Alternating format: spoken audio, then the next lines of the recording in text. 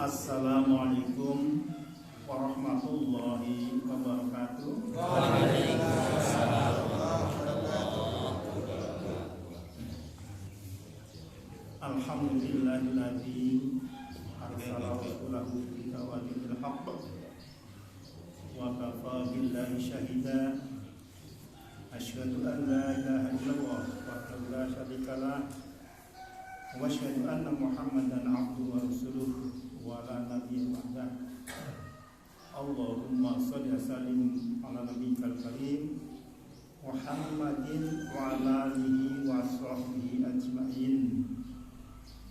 Amma ba'du, fa qala Allah ta'ala fil Qur'anil Azim. A'udzu billahi minasyaitonir rajim. Bismillahirrahmanirrahim. Wa ibadur rahmanil ladzina yamshuna 'alal ardi hauna wa idza khatabahumul jahiluna qalu salama. Al-ayat. Ibu, bapak-bapak, kaum muslimin yang ada di musola Al-Ukhuwah Kadirojo 2 yang saya hormati. Mudah untuk kesekian kalinya kita bersyukur pada Allah karena secara rutin setiap hari pagi, khususnya ibu bapak sekalian, bisa ikut pengajian di musola ini. Semoga dengan pengajian tersebut kita senantiasa mendapatkan rahmat dari Allah Subhanahu wa Ta'ala. Ibu dan bapak sekalian yang berbahagia, sebelum pengajian ini ada berita duka, mungkin bapak belum kenal ini. Jadi dari Bapak Afandi. Kenapa? Kalau nggak salah sering isi pengajian di sini ya. Inna lillahi wa inna ilaihi raji'un. Telah wafat dengan tenang ibu kami Rohmani pada hari Sabtu 7 Oktober 2023 pukul 21.22 di RSAL Surabaya. Mohon doanya. Jadi itu kebetulan semoga amalan Ibu Rohmani diterima oleh Allah Subhanahu wa Ta'ala. Allahumma ighfir laha warhamha ya wa'afwa wa karmusraha wasibana khalqah wasil bil ma'i kal barat wa nafha min naqas sabul abdu minan danas. Ibu dan sekalian, jadi saya pertama kali kenal dengan Bapak Budi itu ya 2 tahun Pak Budi ya. Jadi saya di sini 2,5 tahun di Samisari dan Pak Budi silaturahmi ke rumah. Alhamdulillah ada orang silaturahmi yang ada di Kadirojo. Saat itu saya belum tahu Kadirojo itu di mana. Ternyata berada di sini dan saya di Samisari baru 2,5 tahun. Jadi kalau dulu menjadi dosen UIN Sunan Kalijaga, sekarang punya rumah menjadi Jogo Kali karena rumah saya itu berjajaran dengan kali 1 meter dari kali Jekuning dan selokan itu yang kecil. Jadi sejak dulu Pak Agus minta nanti aja kalau kira-kira subuhnya sudah agak pagi karena saya petang tidak bisa nyupir sendiri, sehingga ternyata tadi dijemput oleh keluarga Pak Budi. Oleh itu saya ucapkan terima kasih. Dan sebetulnya saya tahun 9 bulan sudah sering khotbah di sini, tapi di Sidokerto Masjid Abdul Bagus Baitur Rahman dapat di sana. Setelah itu saya pindah ke Karangongko, kemudian saya pindah ke sini. Pada pagi ini kami diperkenalkan takmir masjid ini atau musola ini dengan ibu-ibu dan bapak sekalian. Itu sanggap sebagai silaturahmi dananya adalah pertama membawa mendapatkan rezeki, yang kedua menambah umur panjang, yang ketiga jelas bertambah kenalan saya. Nah, jadi dulu mungkin sudah kenal Bapak Sutisno, sekarang ditambah lagi di musola. Ibu dan bapak sekalian, tadi saya membaca salah satu ayat yang terdapat di dalam surah 25 garis miring Al-Furqan ayat 63. Oleh karena itu pagi hari ini saya akan membacakan ayat itu lagi, bukan hanya ayat 63 saja, tapi apakah nanti pagi ini biasa ketiga, yaitu sampai dengan ayat 77.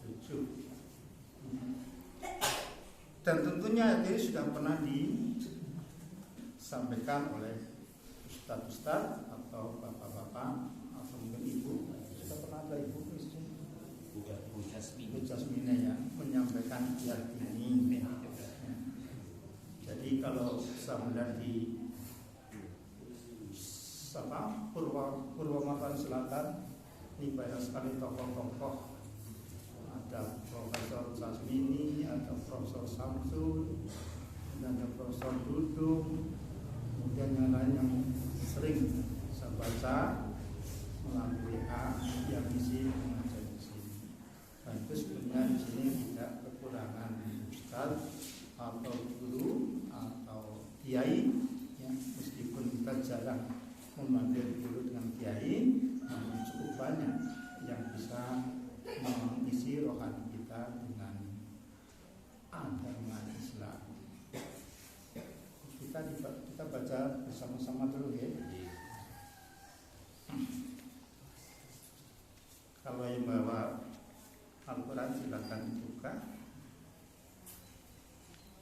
Nanti mungkin sampai 67 dulu kita baca. A'udzu billahi minasyaitonir rajim. A'udzu billahi minasyaitonir rajim. Bismillahirrahmanirrahim. Bismillahirrahmanirrahim. Wa ibadur rahmanil ladzina yamshuna 'alal ardi hauna. Wa ibadur rahmanil ladzina yamshuna 'alal ardi hauna. Hauna wa idza khatabahumul jahiluna qalu salama. Hauna wa idza khatabahumul jahiluna qalu salama.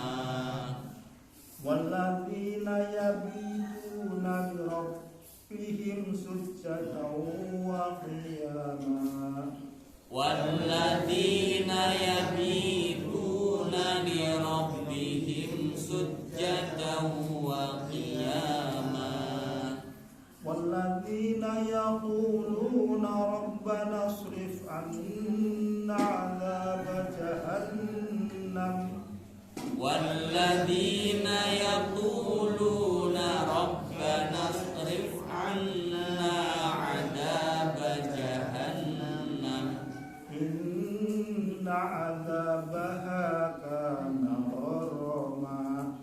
Inna 'adzabaha kana gharama. Innaha sa'at mustaqarran wa muqama. Innaha sa'at mustaqarran wa muqama. Walladzina idza anfaqu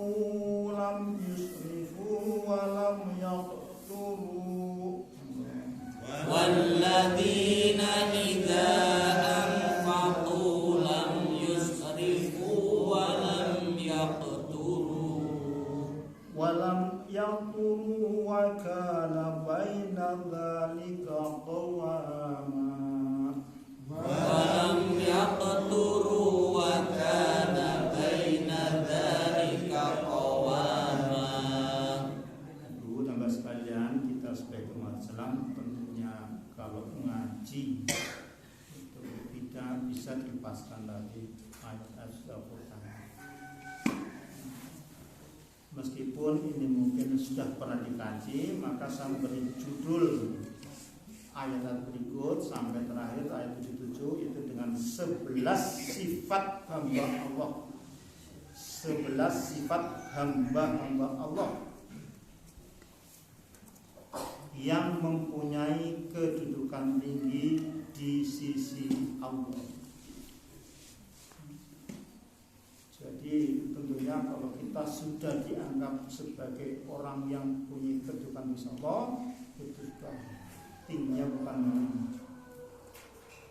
Karena kita akan diterima secara mudah oleh Allah Subhanahu wa taala karena melaksanakan ayat-ayat yang ada di dalam Al-Quran, terutama khususnya tadi yang telah kita baca.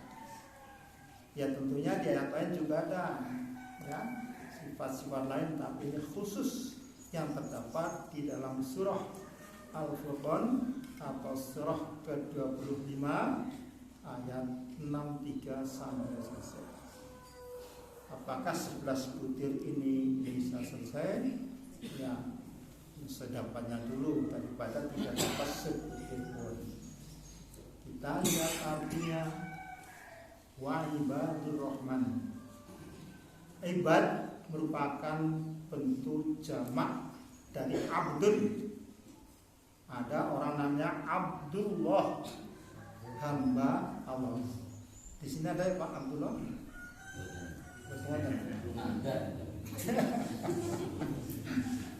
Jadi nanti kalau punya cucu atau punya anak nomor Abdullah, hamba Allah.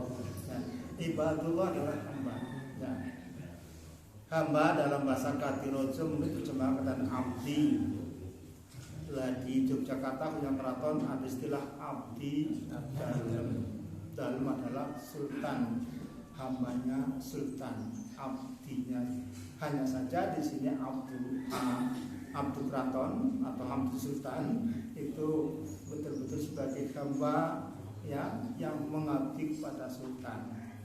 Dan di sini bukan mati bersulat, tapi mengabdi pada Allah Subhanahu wa taala. Sehingga kalau kita melihat kamus, kata abdun memiliki arti banyak sekali. Di antaranya adalah berarti taat. Taat atau taat, patuh pada Allah Subhanahu wa ta'ala. Atau dzulun, yang berarti merendahkan diri kepada Allah Subhanahu wa ta'ala. Atau khad'un, yang tunduk dan patuh pada Allah Subhanahu wa ta'ala. Atau khidmatun, melayani untuk Allah Subhanahu wa ta'ala. Dan juga berarti wahdah, mengesahkan Allah Subhanahu wa ta'ala. Jadi kalau kita ingin menjadi hamba-hamba Ar-Rahman, apa itu Ar-Rahman? Ar-Rahman diambil dari kata rahimah, yarhamu. Itu juga artinya banyak. Tapi kata rahimah sering diterjemahkan kasih sayang.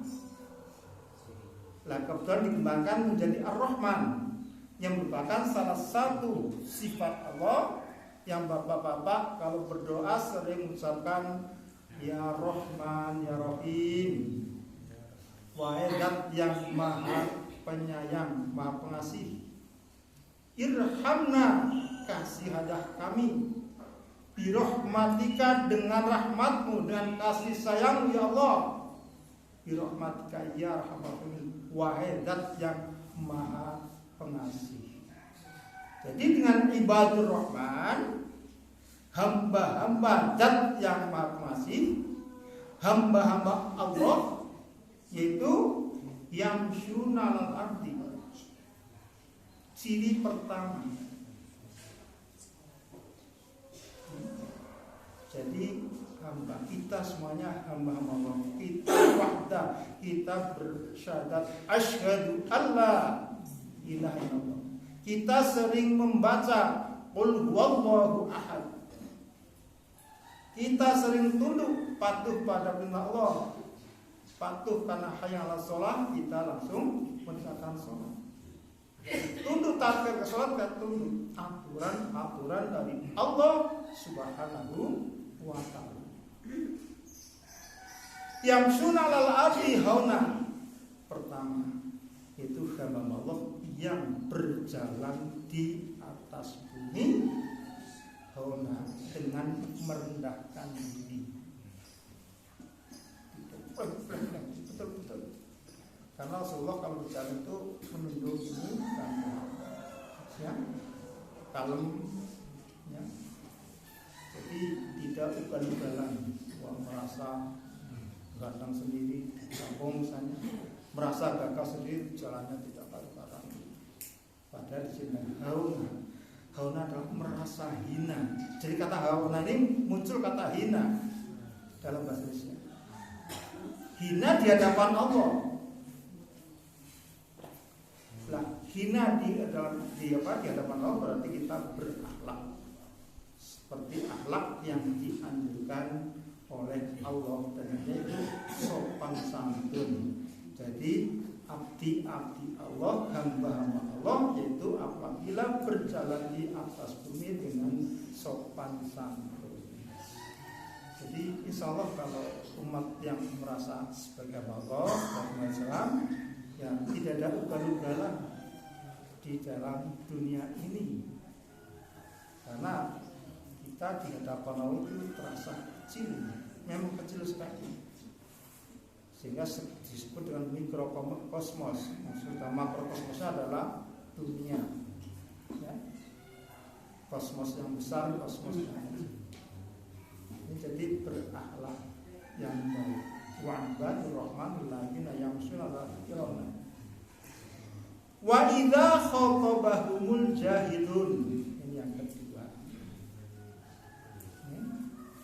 Dan apabila disapa oleh orang-orang yang jahil, qalu salama, mereka menjawab karena adalah orang Islam yang membawa kedamaian hidup di atas dunia ini. Jadi ini kaitannya dengan hauna. Jadi kalau kita tidak ugal-ugalan di atas bumi, insya Allah kita akan qalu salam apabila disapa oleh orang-orang jahil. Apa Bu? Apa arti jahil? Jahilullah, jahil Napa tersebut? Ya, jahil secara mudah sering diartikan sebagai orang bodoh.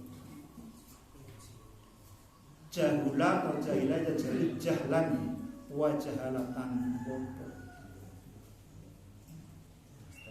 Namun sebetulnya kalau kita lihat, ini kan kaitannya dengan masyarakat di Madinah dan Mekah saat itu yang mendapatkan ajaran dari Nabi kita Muhammad Sallallahu Alaihi Wasallam, yang sebagian menerima, sebagian kecil, tapi sebagian besar menolak, karena jahil itu mempunyai sifat ahmak, angkuh. Sehingga kalau kita melihat kata-kata jahilah di dalam konteks kan, wala tajhalu, jangan kau membodohkan diri, jahilun, jahiliyah. Misalnya kita lihat dalam surah ini kata jahiliyah dalam Al-Quran surah 33 Al-Ahzab ayat 33. Ini terkait dengan istri-istri Nabi Muhammad SAW yang saat itu ditegur oleh Nabi agar jangan memakai pakaian ala jahiliyah. Sehingga yang berikutnya juga katakan waqarna fi buyutikunna wala tabarrujna tabarrujal jahiliyah. dan tetaplah kamu istri-istriku berada di rumahmu. Wala tabarujna, dan kamu menunjukkan tabarruj, penunjukan seperti yang dilakukan pada masa jahiliyah al-ula, jahiliyah pertama. Nah, kalau di sini ada ayat al-ula berarti ada as-saniyah. Jahiliyah pertama, jahiliyah yang kedua. Jahiliyah yang pertama itu muncul sebelum Nabi Isa alaihissalam diutus. Kapan Nabi Isa diutus, Bu, Pak? Nah, kita hafal sekali, ini tanggal berapa? 8 Oktober tahun 2023 Masehi. Masehi kan adalah nama dari Isa al-Masih dalam Quran. Dari al-Masih menjadi Masehi. Ya. Jadi Nabi Isa salah satu nabi yang umurnya paling pendek, diutus pada tahun 31 Masehi. Ya. Jadi sudah berapa tahun Ibu Bapak sekarang? Hampir 1000 tahun ya, sudah terbukti. Tatkala diutus selalu mendapatkan serangan-serangan, tantangan-tantangan dari kaumnya, terutama dari kaum Yahudi. Karena Nabi Isa berdakwah untuk mengesahkan Allah, untuk bahasanya menunggalkan ya, atau menyatukan untuk menunggalkan Allah. Jadi kalau kita melihat visi dari semua nabi dari Nabi Adam sampai dengan Nabi Muhammad SAW adalah intinya adalah mengesahkan Allah. La ilaha illallah, tidak ada Tuhan selain Allah.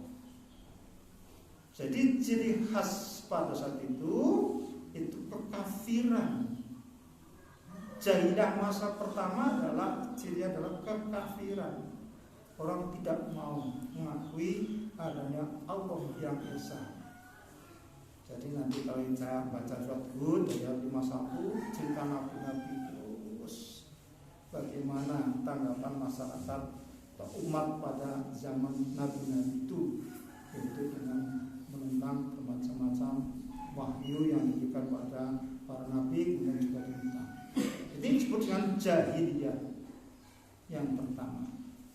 Sedangkan jahiliyah yang kedua itu dari masa Nabi Isa alaihissalam sampai diutusnya Nabi Muhammad sallallahu alaihi wasallam. Kapan diutusnya Nabi Muhammad? Ya, ini masih bulan Maulid, masih Rabiul Awal. Tanggalnya tanggal berapa ini? Kemarin hari Kamis tanggal 13 Rabiul Awal, ya, yang pegawai libur. Jadi tanggal 12-nya hari Rabu, Kamis diliburkan tanggal 13-nya. Ini masih bulan Rabiul Awal. Ya. Jadi Nabi Muhammad sallallahu alaihi wasallam diutus pada tahun 600, lahir pada tahun 571 Masehi. Ya, kemudian pada usia 40 tahun beliau diutus menjadi rasul, menjadi utusan Allah, menjadi nabiullah, menjadi ulama. Jadi cukup panjang masa jahiliyah kedua. Oleh itu dengan adanya jahiliyah kedua di sini muncul masa ma'asi, pelanggaran-pelanggaran ayat Allah, masa maksiat umat saat itu terhadap ajaran Allah dan Rasulnya. Oleh itu dengan melihat karakter atau sifat-sifat semacam itu, maka tidak layak, meskipun tadi kata jahil itu diartikan bodoh, tidak tepat kalau masa jahiliyah disebut dengan masa kebodohan, masa bodoh, tapi disebut dengan masa kebodohan. Nah.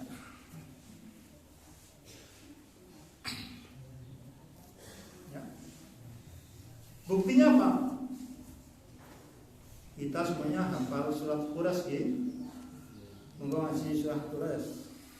Alhamdulillah 1 2 3. A'udzu billahi minasy syaithanir rajim. Bismillahirrahmanirrahim. Li'ilafi Quraisy ilafihim rihlatasy syita'i was-sayf. Falyabudu rabba hadzal bait alladzi at'amahum min ju' wa amanahum min khauf. Sampun sami ngertos terjemahipun. Jadi kita usahakan setiap ngaji ya, kecil-kecil dari yang pendek. Surat favorit, apa surat favorit itu? Jadi ya jumlah surah dalam Al-Quran berapa Pak Bu? Berapa jumlah surah? 14. Ya kalau kita hanya favorit saja ya Qul huwallahu dengan inna saja ya nggak ada perkembangan.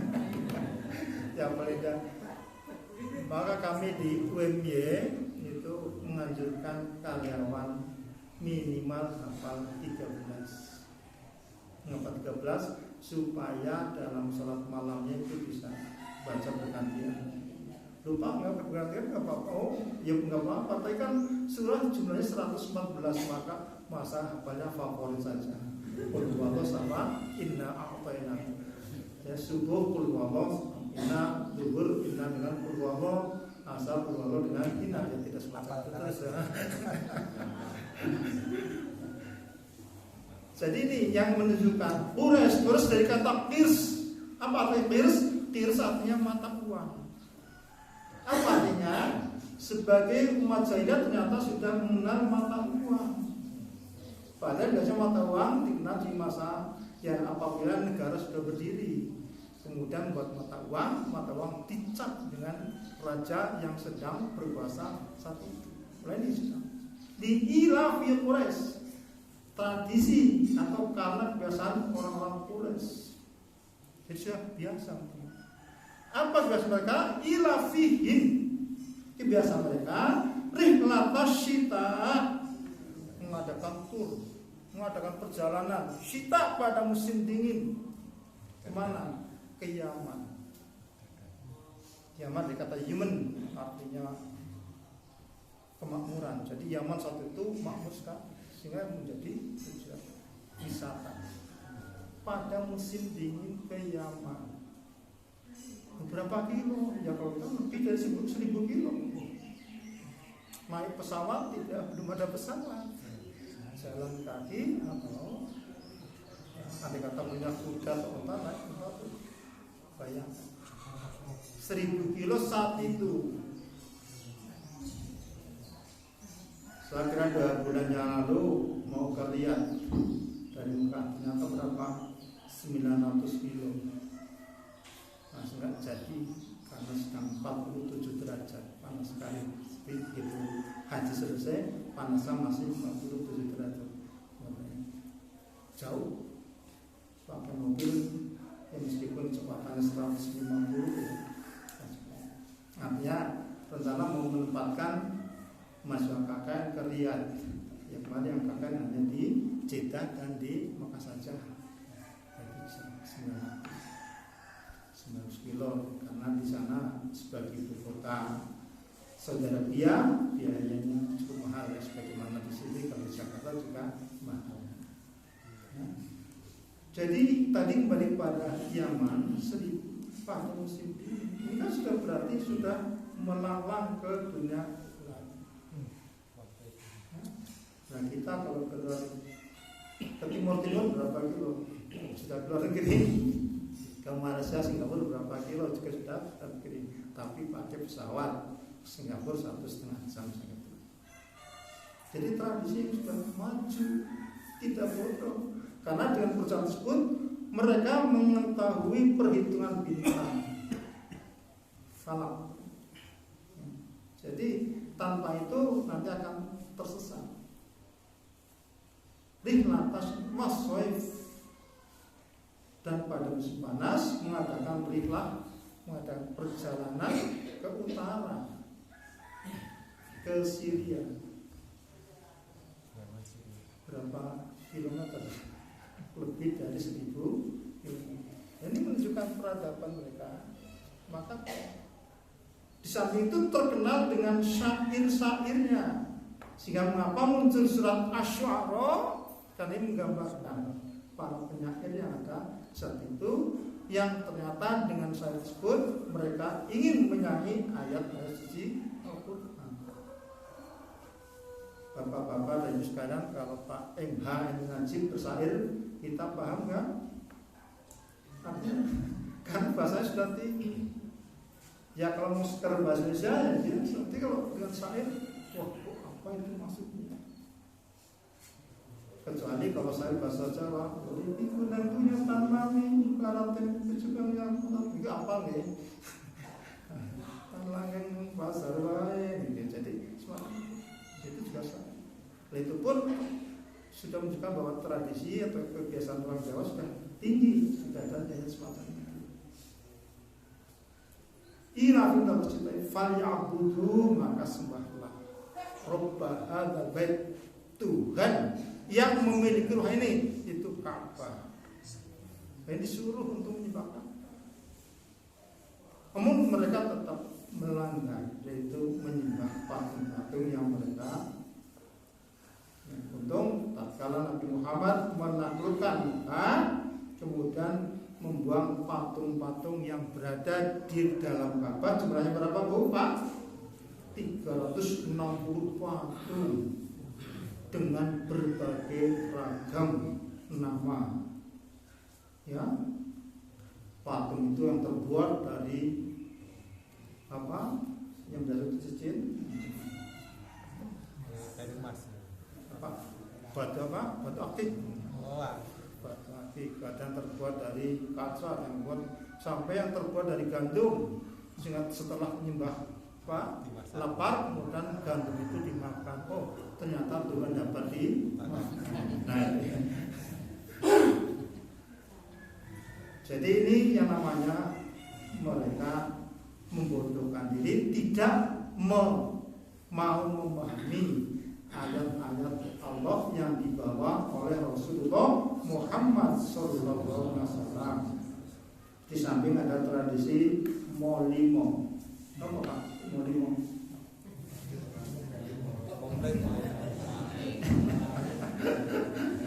Oh, ini nih. Orang Kadirejo mesti paham gimana kan ini. Ini insyaallah di Kadirejo sini karena ada pengajian sesuai dengan tadi Ibadur Rahman alladzina yafsuna penting tidak ada molimo ini. Ya. Ada Pak. Soal. Oh iya, alhamdulillah. Soal. Dan di luar ya nanti karena ada musola dan masjid, insyaallah tidak akan. Kita ambil mau dari bawah. Apa mau dari bawah? Main. Judi, ya, kalau kalah turun derajatnya ke bawah, kan mau dimain jadi maling. Gimana? Nah sekarang banyak sekali judi online yang di mereka itu kan, mereka kan karena tidak bisa bayar hanya menjadi motor atau sebagainya. Nah, saya setiap hari menyempatkan diri untuk menonton televisi yang ada itu berita kriminal. Yang kalau menang ke atas minum biar berapa itu masih terjangkau ya. Kemudian menang lagi, bangga lagi, madat, nyerat ya, tidak bisa beli apa, narkoba, tidak beli ini, candu, hanya darahnya diseret. Menang apa, masih lagi, menang lagi judinya ke atas kelima. Apa itu? Maraton. Bukan maraton di sana. Cari kata maraton. Main wadonan. Jadi tradisi dari situ. Nah ini masa jadi kedua disebut dengan masa maksiat. Setelah itu muncul yang ketiga, jahiliyah masa modern.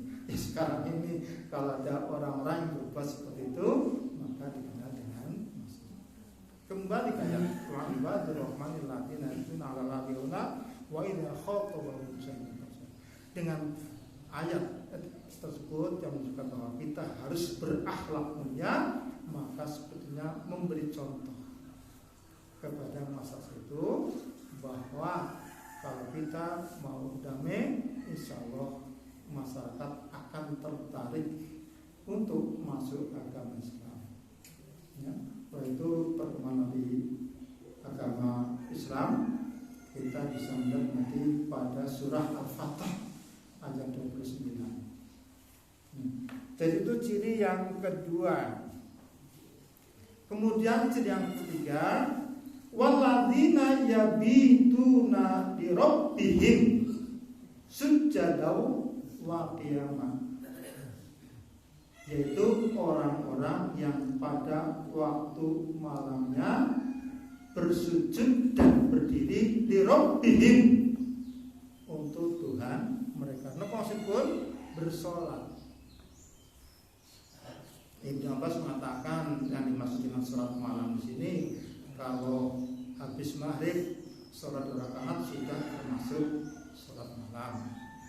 Dan juga ada pendapat lain kalau sudah bisa melaksanakan sholat 2 rakaat pada maghrib dan 4 rakaat pada isya, itu sudah disebut sholat malam. Namun di sini adalah sholat tahajud atau sholat tail atau sholat witir. Dikatakan tahajud dari kata tahajjud, yang bangkit, bangun tidur. Jadi kalau bapak-bapak ibu merasakan setelah tidur dulu, maka disebut dengan sholat tahajud. Jadi jangan jam 12 dulu tidur, mau mana, mau wudu, mau sholat tahajud, belum bisa disebut sholat tahajud. Jadi kalau mau tahajud ya harus tidur. Juga disebut sholat lail karena sholat tersebut dilaksanakan pada malam hari.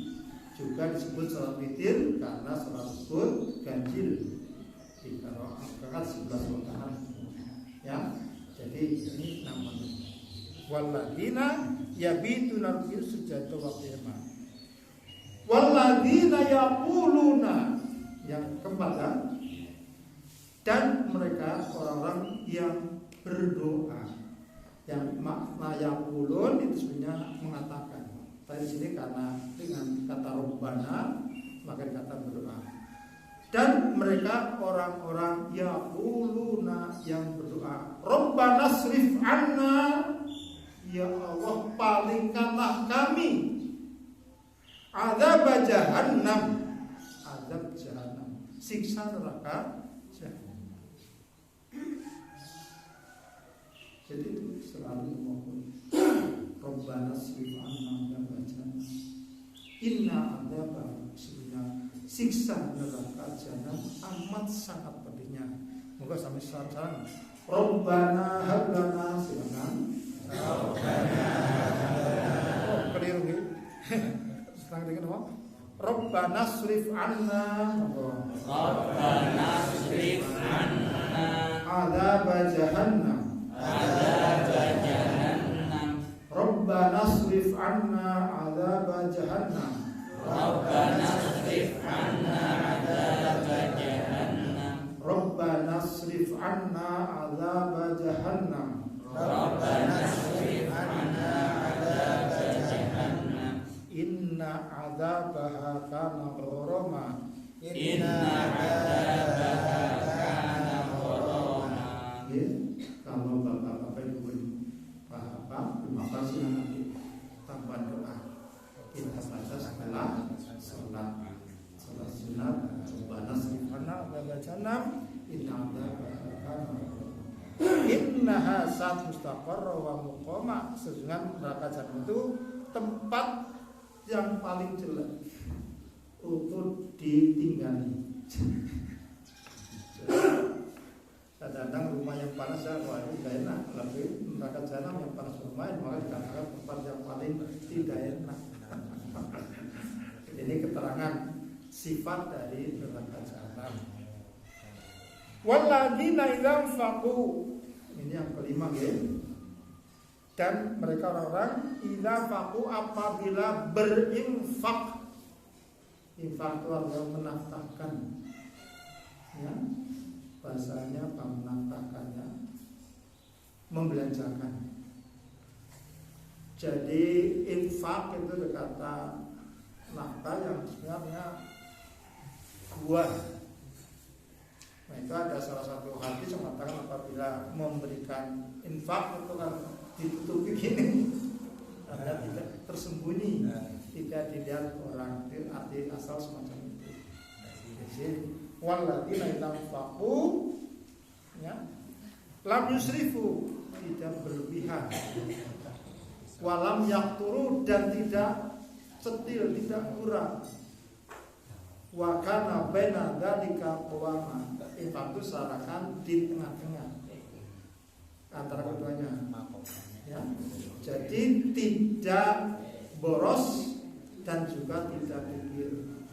Boros misalnya penghasilan satu bulan 3 juta, ternyata yang untuk kebutuhan keluarga 4 juta. Wah, ini yang 1 juta di mana?